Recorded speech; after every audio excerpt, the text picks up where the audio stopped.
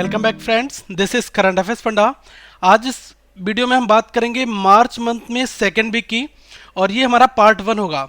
इसमें दोस्तों जो टॉप 30 क्वेश्चंस होंगे जो आपके एग्जामिनेशन के लिए इंपॉर्टेंट हैं उनकी हम यहाँ पर बात करेंगे, और मैं आपको उनकी बैकग्राउंड नॉलेज भी दूंगा ताकि आपके 2 से 3 क्वेश्चंस और यहाँ पर बन सकें।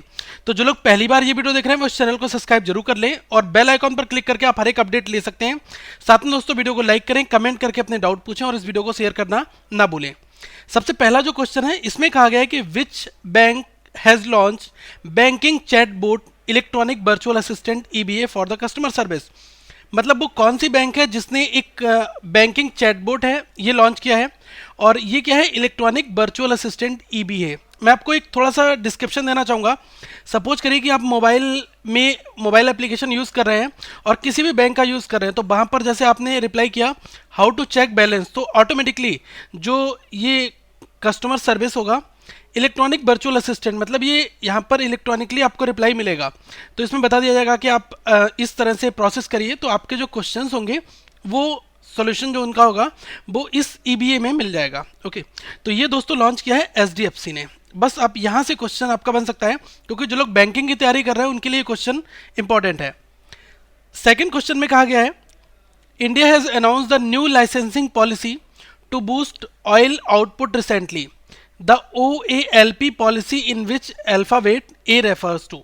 अभी क्या हुआ कि अभी हाल ही में एक नई लाइसेंसिंग पॉलिसी जिसका नाम है OALP, इसको लॉन्च किया गया, और इसका मोटिव ये था कि जो ऑयल आउटपुट है इसको बूस्ट किया जाए। तो इसमें आपको बताना है कि OALP जो है इसमें दोस्तों ए का मतलब क्या है। तो ये सबसे जरूरी है कि आपको फुल फॉर्म इसकी पता होनी चाहिए। तो ए का मतलब है एक्रेज। अभी मैं आपको इसकी फुल फॉर्म बताता हूँ। देखिए अभी क्या हुआ कि जो ऑक्शन है ऑयल एंड गैसेस का वो अब इसके अंतर्गत होगा, OALP के अंतर्गत। तो इसमें ओपन एक्रेज लाइसेंसिंग पॉलिसी है ये। ओके, और ये जो साल में 2 बार कंडक्ट होगा इसके थ्रू ऑक्शन जो है, और अभी हाल ही में 2017 जुलाई में इसको यूज किया जाएगा। ओके, इस क्वेश्चन में कहा गया है the north east business summit has begin in which city. आपको बताना है कि नॉर्थ ईस्ट बिजनेस समिट जो है वो किस शहर में इसका भी आयोजन हुआ, कहाँ पर ये इसकी शुरुआत की गई। तो ये हुआ दोस्तों न्यू दिल्ली में। ओके, अब इसको शॉर्ट फॉर्म में लिखा जाता है NEBS। तो आप यहाँ पर फुल फॉर्म भी नोट डाउन कर लें, नॉर्थ ईस्ट बिजनेस समिट। अब इससे जुड़ी कुछ खबरें भी आप नोट डाउन कर लें। इस समिट का एम ये था कि डिस्प्ले करना strength, potential and initiatives of the north east. जो नॉर्थ ईस्ट रीजन है उसकी स्ट्रेंथ को, उसके पोटेंशियल को, उसके कैलिबर को, और ये सब चीज़ें यहाँ पर प्रमोट करना, और साथ में प्रमोट करना जो इन वहाँ का रीजन है उसको। और इनका फोकस एरिया क्या था, जैसे कि health care, connectivity, agricultural, food processing and energy, ये सारे एरियाज पर फोकस करना। ओके, और ये 2 दिन का एक बेसिकली एक समिट था, और जो न्यू दिल्ली में हुआ। ओके, तो आप इसको दोस्तों नोट डाउन कर सकते हैं। फाइन, नेक्स्ट क्वेश्चन की बात करते हैं। इसमें कहा गया है which Indian cricketer has been appointed as a UNICEF and cricket for the good ambassador for the ICC women's world cup 2017। देखो क्वेश्चन में ये कहा गया है कि वो कौन सा क्रिकेटर है जिसको अपॉइंट किया गया है। अभी हाल ही में क्या हुआ है कि जो world cup, women's world cup है ICC का, ये होने वाला है। तो इसके लिए सचिन तेंदुलकर को एक तो एम्बेसडर के तौर पर अपॉइंट किया गया है। और मैं आपको बताना चाहूँगा कि यूनिसेफ का यहाँ पर क्यों रोल आया, क्योंकि क्या है कि ये वुमेन्स वर्ल्ड कप है, इसमें महिलाओं की भागीदारी को प्रमोट किया जाए, इस वजह से कोलैबोरेशन जो है वो यूनिसेफ और ICC इन दोनों का एक साथ में है। तो आप ये पॉइंट जो है इसको इस रिस्पेक्ट में समझ सकते हैं। ठीक है, तो यहाँ पर मैंने मेंशन भी कर रखा है, और कहाँ पर होने वाला है ये, UK में, यूनाइटेड किंगडम में, जून में। ओके, तो यहाँ पर कहा गया है ना both UNICEF and ICC will engage the broader cricketing community to empower adults and girls in particular during the many ICC event over the next 5 years। ठीक है, तो ये इन दोनों का जो कोलैबोरेशन के साथ में ये एम्बेसडर बनाए गए हैं। ठीक है, तो इस पॉइंट को दोस्तों ध्यान रख लेना। एडल्ट्स एंड गर्ल्स का मतलब होता है एक तरह से किशोरावस्था, इसको हम बोलते हैं। ठीक है, तो इस चीज़ को आगे लाना, इसमें महिलाओं की भागीदारी की बात की जा रही है। अगले क्वेश्चन में कहा गया है which state government has launch web based platform Pratibimba. देखो प्रतिबिंबा एक वेब एप्लीकेशन प्लेटफॉर्म है, ये भी किस स्टेट गवर्नमेंट ने लॉन्च किया है, तो ये किया है कर्नाटका ने। ओके, तो इससे जुड़ी कुछ खबरें ये भी मैं बता रहा हूँ। कर्नाटका के सीएम कौन है? ये है सिद्धिरमैया, और इन्होंने कंप्रहेंसिव वेब बेस्ड प्लेटफॉर्म जो है प्रतिबिंबा ये लॉन्च किया। अब देखो इसमें क्या है कि गवर्नमेंट की परफॉर्मेंस जो है वो ट्रैक की जा सकेगी, जो सिटीजन्स होंगे वो ट्रैक कर सकेंगे कि गवर्नमेंट की प्रोग्रेस क्या है इस एप्लीकेशन के थ्रू। ओके, तो अल्टीमेटली यही इसका नाम है। आप नाम पता होगा कि प्रतिबिंबा, आपसे क्वेश्चन ये पूछा जाएगा प्रतिबिंबा एप्लीकेशन जो है वो ये किसने लॉन्च किया, किस स्टेट ने, तो डायरेक्टली आपको बैकग्राउंड नॉलेज है तो आप यहाँ पर बता सकते हैं। अगले क्वेश्चन की बात की जाए, इसमें कहा गया है एक चीज़ और दोस्तों, ये जो एप्लीकेशन होगा, ठीक है, ये 2 लैंग्वेज में होगा, इंग्लिश और कन्नड़ में। ठीक है, इस क्वेश्चन में कहा गया है the cultural festival India via the Nile, ये कहाँ पर, किस कंट्री में स्टार्ट हुआ? ओके, तो ये हुआ दोस्तों इजिप्ट में। ठीक है, अब इसमें बहुत सारे क्वेश्चंस यहाँ पर आपके बन सकते हैं, तो उसके लिए मैंने कुछ डेटा आपके लिए दिया है। अभी Bharat, India has organise the 5th edition of the mega cultural festival. ये क्या है? इंडिया बाय नील, ये जो है एक मेगा कल्चरल फेस्टिवल है भारत के द्वारा। ओके, और ये इजिप्ट में हुआ 8 मार्च से। ठीक है, 8 March two showcase the diversity of the countries culture, मतलब भारत का जो कल्चर है, ठीक है, इसको वहाँ पर शोकेस करने के लिए आर्ट्स, ठीक है, बहुत सारी चीज़ें जो भारत के बारे में बताती हैं उनको वहाँ पर प्रदर्शित किया गया। ओके, अब एक चीज़ और है कि ये पहली बार ऐसा हुआ कि जो इंडियन फ्लैग है ये प्रोजेक्ट किया गया on to the Giza pyramids as a part of the celebration. Okay, तो ये चीज़ आप नोट डाउन दोस्तों कर सकते हैं, क्योंकि यहाँ से क्वेश्चन भी पूछा जा सकता है कि फर्स्ट टाइम जो है गीजा पिरामिड्स पर कौन से कंट्री का फ्लैग लगाया गया, तो ये इंडियन फ्लैग था। ओके, और ओकेजन क्या था? इंडिया बाय नील, ये फेस्टिवल के मौके पर। ओके, अब अगले क्वेश्चन की बात की जाए तो इसमें कहा गया है विच बैंक हैज लॉन्च आधार पे सर्विस फॉर द मर्चेंट्स। अभी आधार पे सर्विस जो है ये किसने लॉन्च की मर्चेंट्स के लिए? तो ये लॉन्च किया है आईडीएफसी बैंक ने। ओके, तो आईडीएफसी बैंक ने भारत की पहली बायोमेट्रिक बेस्ड पेमेंट सिस्टम है ये, बेसिकली इसका नाम है आधार पे। तो ये आप ये नोट डाउन कर लें कि आधार पे ये बायोमेट्रिक पेमेंट सर्विस है मर्चेंट्स के लिए, तो ये आईडीएफसी ने लॉन्च किया है। ओके, तो आप इसको नोट डाउन कर लें। और किसके अंडर द सुपरविजन कह सकते हैं, किसकी गाइडेंस के अंतर्गत हो रहा है ये काम? ये हो रहा है मिनिस्ट्री ऑफ आईटी और नीति आयोग और unique identification authority of India और साथ में national payment corporation of India. ये सारी बॉडीज बैक एंड पर इस पर प्रोसेस में है। ओके, और आधार पे जो है ये क्या है? बायोमेट्रिक बेस्ड पेमेंट सिस्टम है। और बात की जाए कि आईडीएफसी के एमडी और सीईओ कौन है? ये हैं दोस्तों राजीव लाल। तो यहाँ पर जितनी भी जरूरी इंफॉर्मेशन है वो सारी मैंने यहाँ पर डिस्प्ले कराई है आपके लिए। अगले क्वेश्चन में आपसे पूछा गया direct, which Indian institute has won the 2017 IEEE spectrum technology in the service of society award. तो ये कौन से आईआईटी को मिला है? तो ये मिला है आईआईटी मद्रास के लिए। ओके, अब ये है क्यों? क्योंकि solar direct current inverter system जो है ये जो टेक्नोलॉजी है इसके लिए ही इनको ये अवार्ड दिया गया। ओके, एक तरह से जो ये खिताब है और जो ये एक टाइटल है ये इनको इस वजह से दिया गया। फाइन, तो ये चीज़ आप दोस्तों समझ सकते हैं। अगले क्वेश्चन में आपसे पूछा गया है India and which country have signed an agreement related to avoidance of double taxation and the prevention of fiscal evasion. तो आपको बताना है कि भारत और वो दूसरा कौन सा देश है जिसके बीच में एक एमओयू साइंड हुआ है, एक एग्रीमेंट हुआ है, और टॉपिक क्या है? Avoidance of double taxation and prevention of fiscal evasion. ठीक है, तो ये है बेल्जियम। ओके, अब क्या है कि बेल्जियम से जुड़ी आपको एक खबर ये भी पता होनी चाहिए। एक चीज़ मैं और बताना चाहूँगा, जो एग्रीमेंट ये साइंड हुआ है ये सीबीडीटी के जो चेयरमैन हैं सुशील चंद्रा, इनकी मौजूदगी में, और जेन लोएक्स, ये एम्बेसडर हैं बेल्जियम टू इंडिया, इनकी मौजूदगी में ये साइन हुआ है एमओयू। ठीक है, ये एग्रीमेंट। और बेल्जियम की अगर बात की जाए तो कैपिटल क्या है? ब्रुसेल्स, और करेंसी वहाँ की क्या है? यूरो, और प्राइम मिनिस्टर क्या है? Charles Michael. ठीक है, चार्ल्स माइकल जो है वो वहाँ के पीएम है। अगले क्वेश्चन में कहा गया है which state recently launched a housing scheme with an estimate of ₹1580 crore. तो आपको बताना है कि वो कौन सा राज्य है जिसने अभी एक स्कीम लॉन्च की है, हाउसिंग स्कीम, और टोटल जो कॉस्ट है 1580 करोड़ रुपए है। तो ये किस राज्य ने किया? तो ये किया दोस्तों तमिलनाडु ने। ठीक है, तमिलनाडु आप यहाँ पर डायरेक्टली नोट डाउन कर सकते हैं। एक चीज़ और, तमिलनाडु के नए सीएम, उनका नाम भी आपको पता होना चाहिए। तो चीफ मिनिस्टर कौन है? के पलानीस्वामी। ठीक है, क्योंकि शशिकला को जेल हो गई और उसके बाद में इनको चार्ज दिया गया और इनको ही विधायक दल का नेता चुना गया, फिर इन्होंने शपथ ली। अगले क्वेश्चन की हम यहाँ पर बात करते हैं। इसमें कहा गया है according to the maternity benefit, ये एक अमेंडमेंट बिल जो है 2016 का है। The maternity leave has been extended from 12 weeks to how many weeks. देखो क्या होता है कि जो प्रेग्नेंट वुमेन होती हैं वो अगर ऑफिस में वर्क करती हैं तो at the time of their maternity तो क्या है कि वो लीव ले सकती हैं। ओके, तो मैटरनिटी लीव ले सकती हैं कितनी, पहले क्या था 12 वीक केवल मिलती थी, लेकिन अभी एक अमेंडमेंट बिल लाया गया है जिसके अंतर्गत मैटरनिटी लीव को बढ़ा दिया गया है। ओके, ये कर दिया गया दोस्तों 26 वीक तक। तो ये भी आप नोट डाउन कर लें। इसमें कौन कौन लोग इंक्लूड हैं मैं बता रहा हूँ कि आइदर पब्लिक और प्राइवेट। ठीक है, अगर आप ऑर्गेनाइज सेक्टर में वर्क कर रहे हैं तो वहां पर ये इफेक्ट्स जो है यहाँ पर वर्क करेंगे। ओके, तो इसको आप नोट डाउन कर सकते हैं।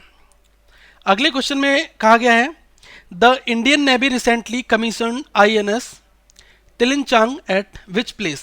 अभी हाल ही में क्या है, कमीशन का मतलब होता है किसी चीज को लागू कर देना और डी कमीशन का मतलब होता है किसी चीज को एक तरह से उसको उस व्यवस्था से हटा देना। तो क्या है कि आप कई बार देखते होंगे कि बहुत सारे इंडियन नेवी के जो शिप हैं या INS हैं उनको कभी डी कमीशन कर दिया जाता है, कभी कमीशन कर दिया जाता है। तो ये चीज़ें आपने देखा होगा। अभी हाल ही में क्या होता है कि INS जो विराट है उसको डी कमीशन कर दिया गया था, मतलब बंद कर दिया गया था उसकी फंक्शनिंग को। तो उसके बारे में भी आपने न्यूज़ देखी होगी। तो इंडियन नेवी ने अभी रिसेंटली कमीशन किसको किया है, INS तिलिचांग को। किस प्लेस पर ये आपको बताना है, तो ये कर्नाटका। ओके, तो इसको आप दोस्तों साथ में नोट डाउन कर लें। एक चीज और मैं आपको बताना चाहूंगा, इससे जुड़ी बहुत ही इंपॉर्टेंट खबर है। INS Tillanchang is a water jet fast attack craft. तो WFJEC ये फंक्शंस आप याद रख लेना, क्योंकि यहां पर आपका क्वेश्चन दोस्तों बन सकता है। कभी आपसे फुल फॉर्म पूछी जा सकती है। Which was commission by the vice admiral, इनका नाम भी नोट डाउन कर लें, ये है गिरीश लूथरा। ओके, अभी आपने देखा होगा कि INS विराट को बंद कर दिया गया था, उसके बाद से ही ये मूव लिया गया। ओके, एक चीज और है कि इसको बिल्ड किसने किया, तो इसको बनाया है WJFAC ने। ठीक है, ये इस मॉडल पर बनाया गया है, लेकिन बनाया GRSE कोलकाता के द्वारा गया है। GRSE क्या है, ये garden reach ship builders and engineers company का नाम है जिसके द्वारा इसको बनाया गया है, और मॉडल है WGFAC। ठीक है, जो अभी हमने ऊपर डिस्कस किया, water jet fast attack craft. ठीक है, अभी आपने देखा होगा कि the earlier 2 ships of this class INS Tarmugli और INS तिहायु ये कमीशन हुए थे 2016 में विशाखापट्टनम में। तो ये सारी खबरें हैं, इसको दोस्तों बैकग्राउंड में आप नोट डाउन कर लें। अगले क्वेश्चन में कहा गया है the NTPC recently commission 45 megawatt solar plant at बादला इन विच स्टेट।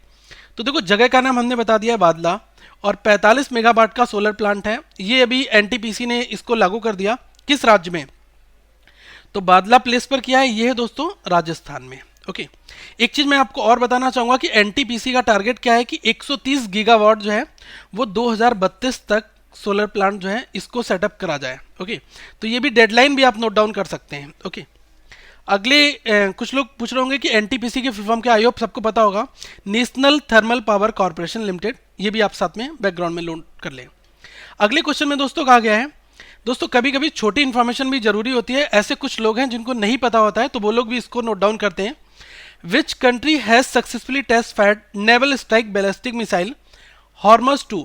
आपको बताना है कि हॉर्मस 2 ये जो नेवल स्ट्राइक बैलिस्टिक मिसाइल है, ये किस कंट्री ने अभी इसका सक्सेसफुली परीक्षण किया, तो ये किया है दोस्तों ईरान ने। ओके, ये आप नोट डाउन कर लें। तो एक चीज मैं आपको और बताना चाहूंगा, वहां के जो चीफ गार्ड्स हैं एरोस्पेस डिवीजन के, उनका नाम है जनरल अमीर अली हजीदा। ठीक है, तो इन्होंने जो है state that missile destroyed at a target from a distance of 250 kilometres 155 miles. तो ये भी इन्होंने पूरा व्यू भी दिया है कि क्या फंक्शनिंग होगी, क्या उसकी मारक क्षमता है, ये सारी चीजें बताई हैं। अगले क्वेश्चन में कहा गया है दोस्तों, according to the RBI NBFC can not land more than how much money in cash against gold. अभी RBI ने कुछ चेंजेस किए हैं टैक्सेशन से रिलेटेड। तो क्या है कि NBFC जो है अब मैक्सिमम कितना लोन दे सकेंगे आपको गोल्ड के अगेंस्ट में, तो ये लिमिट अब घटाकर 25,000 कर दी गई है। पहले क्या था कि ये लिमिट जो थी 1 लाख रुपए तक का वो लोन दे सकते थे, ठीक है, गोल्ड के अगेंस्ट में, लेकिन अब वो केवल क्या है 25,000 तक का ही दे पाएंगे। क्योंकि अभी क्या हुआ है कि RBI ने जो इनकम टैक्स एक्ट है इसके प्रोविजंस में कुछ चेंजेस किए हैं, तो इस वजह से ही ये ऐसा हुआ है। ठीक है, ये चीज़ आप दोस्तों नोट डाउन कर लें। ओके, और फोकस क्या है कि ये डिसीजन क्यों लिया गया, क्योंकि गवर्नमेंट खुद चाहती है कि लेस कैश इकोनॉमी हो, ज़्यादा से ज़्यादा डिजिटल पेमेंट को बढ़ावा दिया जाए, इस वजह से ऐसा कदम उठाया गया। अगले क्वेश्चन जो है इसमें कहा गया है कि which Indian state government has launch mobile app मेरा हुनर फॉर जॉब एस्पायरेंट्स। तो जो जॉब एस्पायरेंट्स हैं इनके लिए एक एप्लीकेशन लॉन्च किया गया है मेरा हुनर। तो ये किस राज्य सरकार ने लॉन्च किया है, ये क्वेश्चन आपसे पूछा जा रहा है। तो ये किया है हिमाचल प्रदेश ने। अब आपको ये भी पता होगा कि हिमाचल प्रदेश में सीएम कौन है, तो ये है वीरभद्र, ठीक है, वीरभद्र सिंह चौहान की वहाँ पर गवर्नमेंट है। तो इसको ये भी नोट डाउन कर लें। और मेरा हुनर, ठीक है, ये एप्लीकेशन जो है जॉब एस्पायरेंट्स के लिए हिमाचल प्रदेश की ओर से, ठीक है, ये आप नोट डाउन कर लें। और ये इनिशिएटिव जो है स्किल डेवलपमेंट स्कीम के अंतर्गत आता है, स्किल डेवलपमेंट स्कीम जो है उसके अंतर्गत ही ये आता है। इस क्वेश्चन में दोस्तों कहा गया है in which city 12th CII Exim bank conclave of India Africa project partnership inaugurated.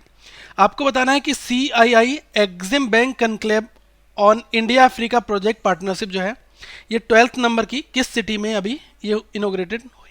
तो ये दोस्तों न्यू दिल्ली, ओके। और इससे जुड़ी कुछ इंपॉर्टेंट न्यूज़ आप नोट डाउन कर लें। प्रेसिडेंट प्रणब मुखर्जी हैं, इन्होंने इसका इनोग्रेशन किया, ठीक है, ये भी आप नोट डाउन कर लें। कहाँ पर, न्यू दिल्ली में, ओके। और जो पहली कनक्लेव है वो कब हुआ था, 2005 में हुआ था।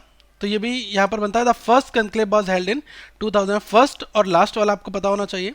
और किसके द्वारा ये ऑर्गेनाइज हुआ, CII confederation of Indian industry, ठीक है, इसके द्वारा in partnership with EXIM bank of India, ठीक है, ये आप नोट डाउन कर लें। With the support of the ministry of external affairs and the ministry of commerce and industry development of India. अगले क्वेश्चन की बात की जाए तो इसमें कहा गया है India's longest cable stayed bridge across the river Narmada is situated on which national highway NH। आपको बताना है कि भारत का सबसे लॉन्गेस्ट केबल स्टेट ब्रिज जो है ये नर्मदा नदी पर स्टार्ट हो चुका है। तो आपको बताना है कि ये कौन से नेशनल हाईवे को भी डील करता है। तो दोस्तों यहाँ पर NH3 5 12 8 दिया है, तो राइट आंसर हम इसको लगाएंगे NH8 को। एक डाउट मैं आपका और दूर करना चाहूँगा, अगर आपको सारे ऑप्शन यहाँ पर NH3 NH5 दिया हो, NH12 दिया हो और यहाँ पर 24 दिया हो, तो आप ये NH48 दिया हो, तो आप क्या करेंगे, इस NH48 को ही यहाँ पर पिक करेंगे, ओके। अभी मैं इसके बारे में आपको बताता हूँ कि बेसिकली ये है क्या, ओके। तो इसमें आप राइट आंसर पहले नोट डाउन कर ले NH8। अभी क्या हुआ कि ये NH8 जो डील करता है जयपुर से उदयपुर से बड़ोदरा, जिसको हम बड़ौदा भी कहते हैं, और वहाँ से बॉम्बे, और was earlier named NH8 before all the national highways were renumbered in the year 2010। लेकिन इसको कहीं पर आप 48 भी लिखा देखेंगे, ठीक है, तो इस चीज़ से कंफ्यूज बिल्कुल मत होना। और ये ब्रिज जो है किसके द्वारा बिल्ड किया गया है, ये L&T सर्विसेज, L&T कंपनी है, लॉर्सन एंड टर्बो इसके द्वारा, और जो अमाउंट है 379 करोड़ रुपीस, और ये NHAI का प्रोजेक्ट है, national highway authority of India, NHAI का प्रोजेक्ट है। अब इसकी अगर आपको स्ट्रक्चर पता करना है तो आप यहाँ पर जो यूनिट्स लिखी हैं इनको भी आप नोट डाउन कर लें कि इसकी ब्रिज की वाइड कितनी है, ठीक है, ये सारी चीज़ें यहाँ पर। अगले क्वेश्चन की अगर बात की जाए तो इसमें डायरेक्टली आपसे पूछा है फर्स्ट ग्रामीण खेल महोत्सव जो है ये किस सिटी में हेल्ड हुआ। तो ये दोस्तों न्यू दिल्ली में, ठीक है, बहुत सारे इवेंट्स न्यू दिल्ली में हुए, तो आप उनको एक साइड में नोट डाउन भी कर सकते हैं एक जगह पर ही। और ये कब से कब तक, 25 से 31 मार्च, ठीक है। तो इसमें लिखा है फर्स्ट ग्रामीण खेल महोत्सव will be held in which city, कहाँ पर होगा, तो ये न्यू दिल्ली में होगा। कब से कब तक, 25 से लेकर 31 मार्च तक, ओके, ये चीज़ आप नोट डाउन कर लें। और स्पोर्ट्स मिनिस्टर की अगर बात की जाए तो ये है विजय गोयल। अब अगले क्वेश्चन की अगर बात की जाए, इसमें दोस्तों आपसे कहा गया है who is the chief executive of Karur Vysya bank. आपको बताना है कि इस बैंक के जो चीफ एग्जीक्यूटिव हैं इनका नाम बताना है। अभी ये न्यूज़ में आए हैं इसलिए मैंने यहाँ पर इनका नाम पूछ लिया है, के वेंकट रमन जो है इनका नाम है। अब दोस्तों न्यूज़ क्यों आई, बहुत ही बड़ी न्यूज़ है, इसको भी आप नोट डाउन कर लें। अभी क्या हुआ है कि 3 नई टेक्नोलॉजी सर्विसेज इसने लॉन्च की हैं करूर वैश्य बैंक ने। तो सबसे पहले करूर वैश्य बैंक ने 3 जो टेक्नोलॉजी सर्विसेज के साथ में अभी इनको इंटीग्रेट किया है, तो उनके नाम क्या क्या हैं ये आप नोट डाउन कर लें। पहला है फास्टैग, दूसरा है UPI, तीसरा है BBPS। अब मैं तीनों को एक एक करके आपको बताना चाहूँगा। फास्टैग क्या है, ये फास्टैग जो सर्विस है ये लॉन्च की गई है किसके एसोसिएशन में, इंडियन हाईवेज मैनेजमेंट कंपनी के द्वारा। ये सब्सिडरी है NHAI की, national highways authority of India की।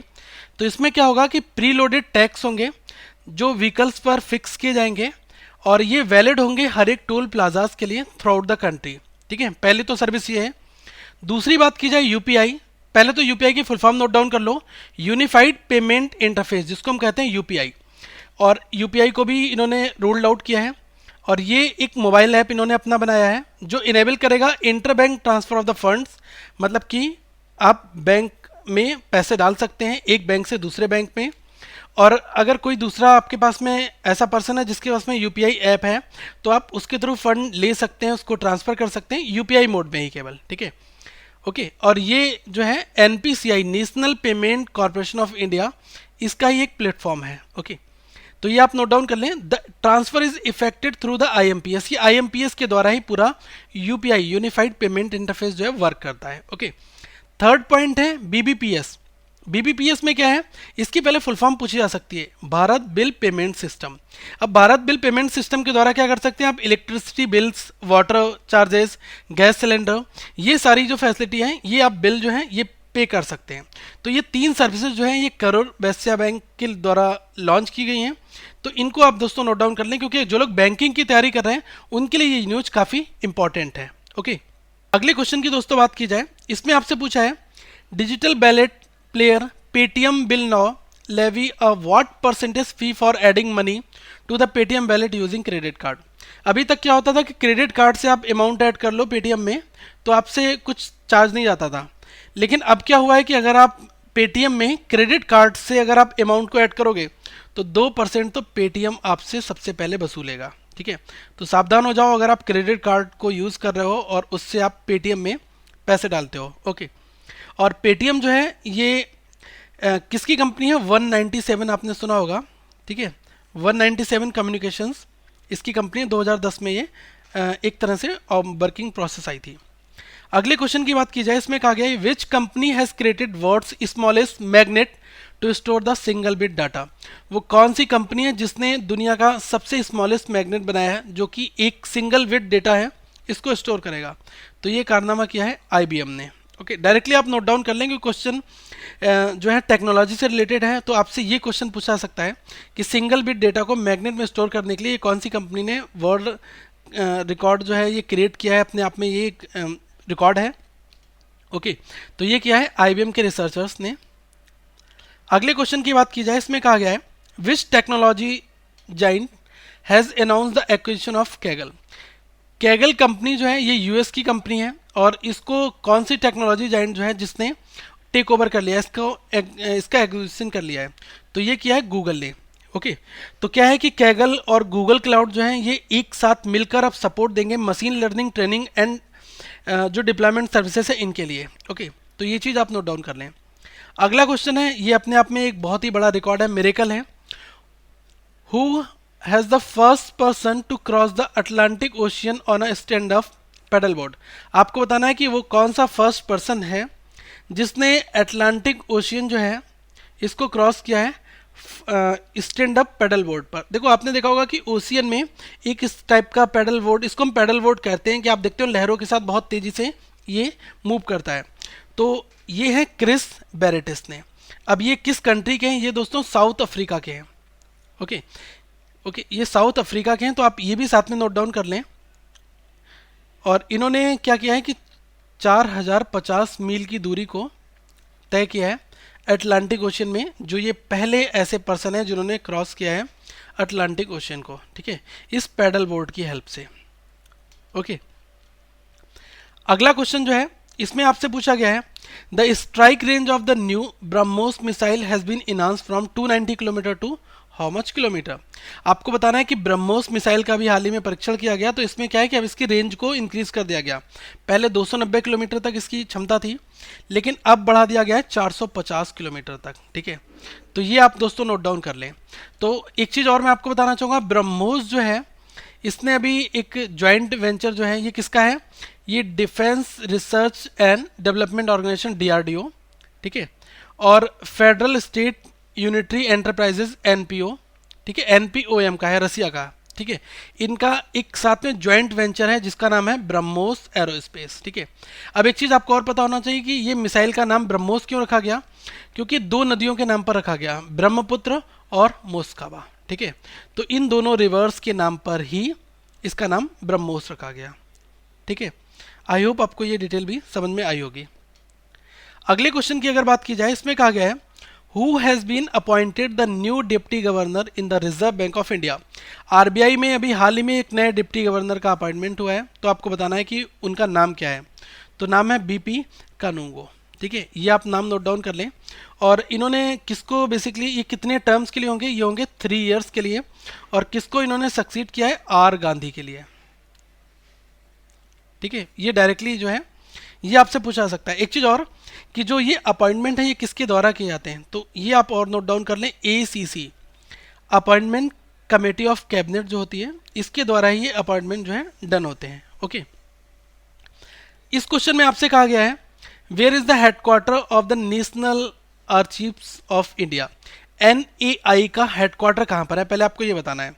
तो इसका हेडक्वार्टर है न्यू दिल्ली में ही, और इसको हिंदी में हम कहते हैं राष्ट्रीय अभिलेखागार भारत। ठीक है, नेशनल आर्चीव्स ऑफ इंडिया। तो होता क्या है, इसमें जो भी हमारे यहाँ के रिकॉर्ड्स हैं उनको यहाँ पर सेफ रखा जाता है। ओके। तो ये क्या है कि एक रिपोजिटरी है नॉन करंट रिकॉर्ड्स की, गवर्नमेंट ऑफ इंडिया की एक रिपोजिटरी है। ओके। और जो क्या करती है, ये बेसिकली बैकग्राउंड पे अगर बात की जाए तो ये डिपार्टमेंट ऑफ कल्चर उसका जो है उसके साथ एसोसिएट होकर ये वर्क करती है। अब जैसे क्या है कि हमारे यहाँ मोनूमेंट्स हैं, बहुत सारे सोशल कल्चरल प्लेसेस हैं, उनके रिकॉर्ड्स को भी ये हैंडल करती है। ठीक है, तो ये चीज़ आप नोट डाउन कर सकते हैं। अगली वीडियो में दोस्तों हम आपसे मिलेंगे, तो इसका सेकंड पार्ट बहुत जल्दी आएगा, तो आप लोगों पर क्लिक करके चैनल को सब्सक्राइब जरूर कर लें। और जो अदर प्लेलिस्ट, इंपॉर्टेंट प्लेलिस्ट दी हैं आप इनको देख लें, और इसका जो PDF वर्जन है वो आप डिस्क्रिप्शन बॉक्स में लिंक मिल जाएगा, वहाँ से आप डाउनलोड कर लें। तो वीडियो को लाइक करें, चैनल को सब्सक्राइब जरूर करें और वीडियो को शेयर करना ना भूलें। Thank you friends, have a good day.